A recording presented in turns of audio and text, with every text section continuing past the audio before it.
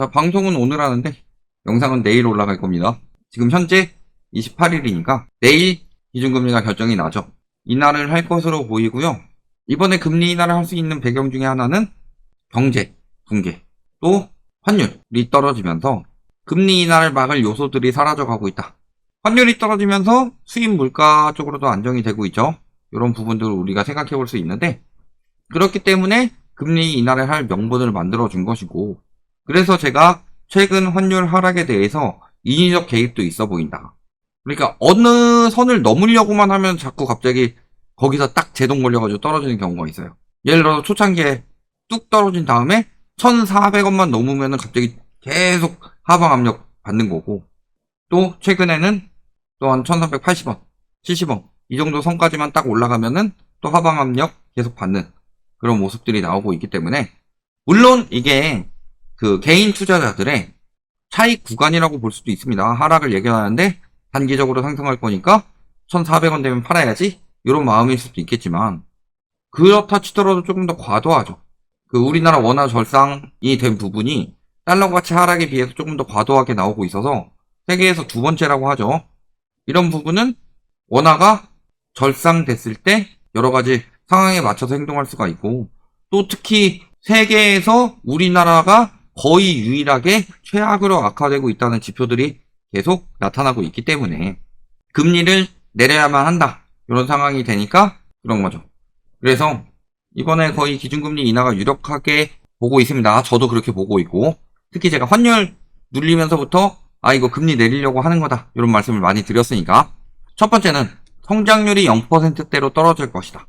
저는 심지어는 마이너스가 될 가능성도 있어 보입니다. 1분기 때 이미 마이너스가 나왔고, 2분기 때 좋아질 거 하나도 없었고, 3분기, 4분기는 금리 인하하더라도 뭐 얼마나 나아지겠냐, 이런 상황이 지금 보이고 있는 거고, 채권시장 전문가 10명을 대상으로 설문한 결과 10명 모두 하느니 기준금리를 내릴 것이다. 베이비 컷으로. 그 이유는 저성장이 장기화되고 있고, 또 달러화 약세가 되면서 원달러 환율이 내려오니까 환율 변동성도 떨어졌다, 이런 부분에 대해서 이야기가 나오고 있는 거고, 또 다른 전문가들을 중심으로 이야기를 하더라도 91%가 금리 인하를 할 것이다, 이런 예측을 하고 있는 상황인 거예요. 그러면 꼭 금리 인하하면 부동산 살아날 것이다. 요즘에 모든 부동산 전문가란 작자들이 그런 이야기 하고 있죠.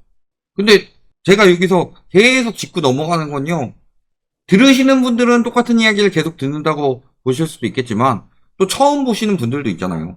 처음 보시는 분들한테 계속 알려주는 건요, 요즘에 금리 인하해서 집값 올라간다는 전문가들이 금리 인상할 때 집값 떨어진다는 소리 한 사람은 거의 없다. 그때 다 금리는 영향이 없다. 심지어는 금리 올라가는 것은 그 인플레이션 때문에 금리를 올리는 것이니까 실질 자산인 부동산은 가격이 올라갈 것이다, 이딴 소리 하고 있는 사람들이 많았는데, 그래서요, 이번에 금리를 내리는데 이 유동성이 부동산으로 흘러 들어가느냐 안 들어가느냐, 이게 핵심인 거죠. 그러니까 지금 금융권에서도 부동산 대출 규제가 들어가고 있는 거죠. 비정상적인 부동산 금융을 줄여야 금융위기를 피할 수 있는 상황이다. 그 이유는 첫째, 총신용의 거의 절반이 부동산 금융이다. 49.7%밖에 안 돼요? 라이트하우스가 58%라고 이야기를 했었는데, 이거는 가계 신용의 경우인 거고, 총신용은요, 기업 신용까지 같이 들어가는 겁니다. 그러니까 기업 신용의 30%가 부동산 업종 관련 대출이다 라는 것은 가계 신용에서 부동산 비중이 훨씬 더 많다는 소리예요. 이게 불과 3년 만에 거의 5%포인트 가까이 올랐고, 이 5%포인트까지 오르는 동안에 생겨난 문제들은, 그 전이랑 다르게 생겨난 문제들은요, 그 전에는 부동산 대출 비중이 50%였는데 최근 4년간 부동산 대출 비중이 100%가 넘어간다. 어떻게 100%가 넘어가요? 나머지 대출이 줄고 있다는 소리예요. 그러니까 돈을 풀면 부동산으로만 몰렸다. 이게 지난 10여 년간이라고 하지만 최근 3년, 즉 22년부터 현재 25년까지, 25년은 뭐 거의 안 지났으니까 한 3년 반 정도죠. 최근 3년 반 정도가 다 부동산으로만 몰리고 있어요. 그 전에는 생산적인 곳이 아니라가 아니라 생산적인 곳도 가지만 부동산 비중이 조금 더 높게 몰렸다면, 윤석열 정부 이후에는 다 부동산으로만 몰렸어요. 오히려 다른 데에 들어가는 대출까지 회수해 가면서 부동산 대출을 쑤셔 넣고 있었다. 아니면 상매각 해가면서. 그러니까 부동산 외에 대출을 안 내줬단 소리예요, 거의. 그러니까 생산성이 높은 기술 개발이나 제조업 같은 곳으로 가지 못하고 비정상적으로 부동산 금융으로만 몰려가니까 부동산 가격과 토지 가격을 밀어 올리면서 다른 산업의 경쟁력을 떨어뜨리는 결과를 낳는다. 왜? 부동산 가격과 토지 가격이 올라가게 되면은 집값 올라가면 주거비도 같이 올라갔듯이 임대료가 올라가는 거예요. 임대료가 올라가면 그게 바로 가격에 반영이 되죠. 예를 들어서 똑같은 품질의 똑같은 소고기를 먹어요. 횡성에서 먹는 거랑 노도강에서 먹는 거랑 강남에서 먹는 건 가격이 다 다르죠. 그러면은 횡성에서 강남이 더 가깝죠. 노도강보다. 근데 노도강이 더 싸요. 왜? 운송비는 노도강이 더 들 텐데 조금이라도. 근데 왜 강남이 더 비싸요? 강남 상가들이 임대료가 어마어마하니까.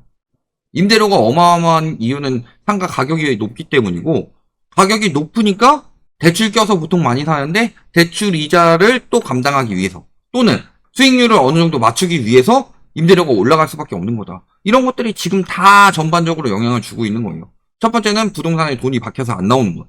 두 번째는 집값 상승이 땅값 상승을 불러일으켜서 상가 가격까지 올라가면서 임대료를 올려서 지대로 수익을 올리도록 만든 것. 지대로 수익을 올리도록 만드는 것은 자본주의의 기생충이라고 그랬습니다.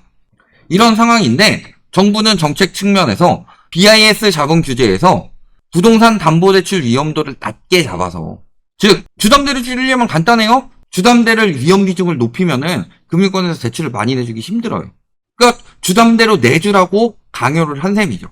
그러니까 왜 이번 정부에서 유독 부동산 대출 비중이 그 전에 있던 집값 폭등했다는 문재인 정부 혹은 전세자금 대출 풀었다는 MB 정부나 박근혜 정부 때보다 유독 많이 늘어난 이유가 무엇 때문이겠냐? 문재인 정부 때 대출 제일 많이 늘었는데요. 문재인 정부 때는 부동산 대출도 늘고 다른 대출도 늘었어요. 근데 이번 정부에서는 다른 대출은 줄이고 부동산 대출만 늘었으니까 문제가 된 거다. 그러면은 경제에 문제가 생겨나고 있어요. 생산성 없는 곳으로 들어가고 있다고 여기저기서 경고가 나타나고 있죠. 특히 해외에서도 경고를 했죠. 한국하고 중국만 부동산 대출만 늘어났기 때문에 오히려 경제에 악영향을 주고 있다. 그리고 금리 인하를 하는 이유도 경제가 안 좋아서 금리 인하를 하는데 지금 부동산 쪽에 대출이 많이 들어가는 것에 대해서 우려가 계속 나오고 있죠. 그럼 부동산 대출로 흘러 들어가도록 만들겠어요? 상식적으로 정권도 바뀌는데 이제 지금 대출 나오고 있는 것도 다 정책 대출이죠. 또 갱신됐습니다. 12조가 정책 대출이고 주담대는 4조가 줄었었는데 최근 한 달치를 더 봤더니 15조가 정책 대출이고 주담대는 3조 정도 줄었다. 정책 대출만 15조 넘게 늘어난 거다. 이 정책 대출이 문제예요. 금리 인하하면서 정책 대출을 어떻게 규제하느냐가 핵심이 되겠죠.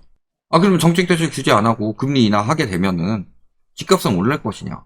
그때 우리가 경제 위기 때 집값을 생각해보면 답이 나오죠. 코로나19 때는 그래도 집값이 오를 수 있었던 이유는 무엇 때문이다? 저금리 기조와 유동성 공급이 주식이나 투자, 부동산 시장에 들어갔는데 지금은 세 시장 모두 침체 국면에 접어들 상황이다.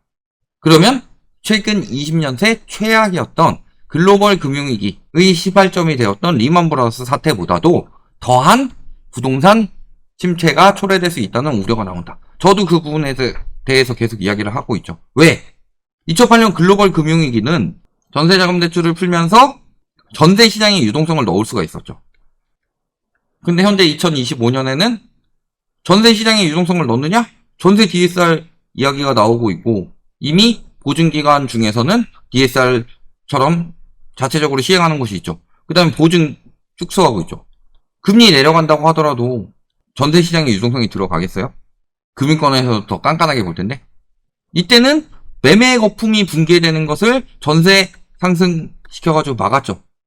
그러니까 이때만 보고 이야기하는 전문가 아닌 인간들은 매매가가 떨어지면 전세가가 올라간다. 이딴 개소리만 하고 있는데 그럼 IMF 때나 1990년대 떨어졌을 때 봐봐라. 매매가 떨어질 때 전세가가 과연 올랐냐. 거기에 지금 주담대 막고 있죠. 대출 총량 규제 이따가 이야기할 건데 다 뭐에서 막고 있어요? 주담대에서 막고 있어요. 경제 위기 오면 집값 올라갈까요? 지금 금리 인하하는 이유가 경제 위기 때문인데 경제 위기예요, 경제 위기 아니에요. 경제 위기 아니라고 말하는 사람들은 지금 시장에 대해서 진짜 굉장히 잘못 예측하고 있는 겁니다. 왜? 경제 위기 때보다 더 역성장이 나오고 있으니까. 4개분기 연속으로 0.1 이하를 기록한 것은 과거 대형 경제 위기 때도 없었다. 우리나라가 지금 근원적인 경기 침체로 들어가고 있는 거다. 일본식 침체로 흘러가고 있고, 이렇게 되지 않기 위해서는 디레버리징을 해가지고 부동산을 정상화해야 된다. 제가 지금 6년째 그 얘기를 하고 있어요. 못 맞추긴 뭘 못 맞춰. 부동산 안 잡으면 이 꼬라지 난다고 제가 지금 6년째 이야기했는데, 출산율이 살아날 수가 있어요. 내수 경제가 살아날 수가 있어요. 뭐가 살아날 수가 있어요. 제가 지금 계속 뭐 화만 내고 못 맞췄다 이딴 식으로 자꾸 댓글 다는데, 제가 이야기한 게 그대로 나오고 있잖아요. 부동산 폭락할 것이다. 왜? 상식적으로 경제 위기가 부동산에서 오고 있기 때문에 잡을 수밖에 없다. 그래서 문재인 정부가 규제 정책을 하는 거다. 코로나 터질 줄 누가 알아? 근데 코로나 이후에 그러면 정상적으로 잡혀가고 있다. 윤석열 정부 부동산 잡는다고 해놓고서 부동산이 안 떨어지게 머리끄댕이 잡은 거죠. 머리끄댕이 잡고 버틸 수는 있어요? 얼마나 버틸 수 있어요? 계속 머리끄댕이 붙잡고 있으면 저처럼 탈모가 오는 거예요. 머리 다 빠져버리면 어떻게 돼? 더 세게 떨어지겠지. 고통은 더 심한 거고. 떨어져서 아픈 거에다가 머리 뽑혀서 아픈 것까지 같이 진행이 되는 건데. 결국에는 부동산 거품은 경제 위기를 만든다고 그랬고, 경제 위기가 왔을 때 부동산이 올라간 적이 단 한 번이라도 있었냐?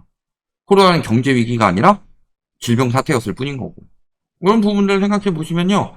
첫 번째, 금리 인하는 물론 부동산 시장의 상승 요인이긴 합니다. 근데 금리 인하를 하면서 부동산 시장에 들어갈 대출을 줄이고 있고, 아마 다음 정부 때는 특별히 더 규제하진 않더라도 줄이도록 유도를 많이 할 겁니다. 그 상황에서 경제 위기까지 왔어요. 부동산 소득과 대출이라고 그러죠. 소득 지금 뭔 지표 조작을 해서 소득이 늘어나고 있는지 모르겠는데, 오히려 과거 경제 좋을 때보다 소득 상승률이 굉장히 높게 나오고 있어요. 이거는 불리한 지표를 굉장히 많이 뺐다는 소리죠. 평균의 함정입니다. 평균은요, 표본은 어떻게 잡느냐에 따라 달라요.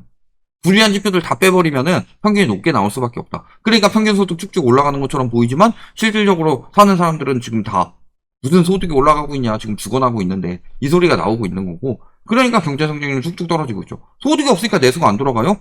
그러면 결국엔 소득 플러스 대출인데, 대출을 소득에 비례해서 내주겠다고 하고 있습니다. 정책 대출 제외한.